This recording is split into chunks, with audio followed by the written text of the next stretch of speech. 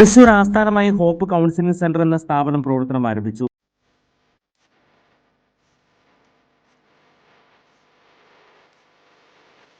Hope psychology counselling സെന്ററിൽ കുട്ടികൾ, കൗമാരക്കാർ, മുതിർന്നവർ, പ്രായമായവർ എന്നിവർക്കായി സമഗ്രമായ മാനസിക സേവനങ്ങൾ, എല്ലാവരുടെയും മാനസിക ക്ഷേമത്തിലേക്കുള്ള ഒരു പുതിയ യാത്രയുടെ തുടക്കം കുറിക്കാൻ hope counselling centre, opposite Saroja hospital, Shoranur road, Thrissur. മണ്ഡലത്തിൽ വ്യാപകമായി വോട്ടർ പട്ടികയിൽ ക്രമക്കേട് കണ്ടെത്തിയ സംഭവത്തിൽ കോടതിയെ സമീപിക്കുമെന്ന് NDA സ്ഥാനാർത്ഥി C. കൃഷ്ണകുമാർ.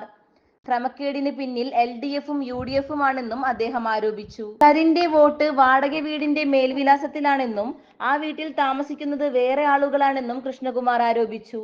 BJPക്ക് അനുകൂലമായി കിട്ടുന്ന വോട്ടുകൾ ആസൂത്രിതമായി നീക്കി ഇരുമുന്നണികളും വ്യാപകമായി കള്ളവോട്ട് ചേർക്കുകയാണ്.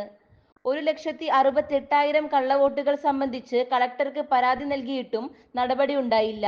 കളക്ടറുടേത് നിഷേധാത്മക നിലപാടാണെന്നും ഇക്കാര്യത്തിൽ കോടതിയെ സമീപിക്കുമെന്നും കൃഷ്ണകുമാർ പറഞ്ഞു.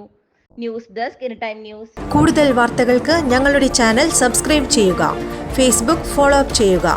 വാർത്തകൾ വേഗത്തിലറിയാൻ എനിടൈം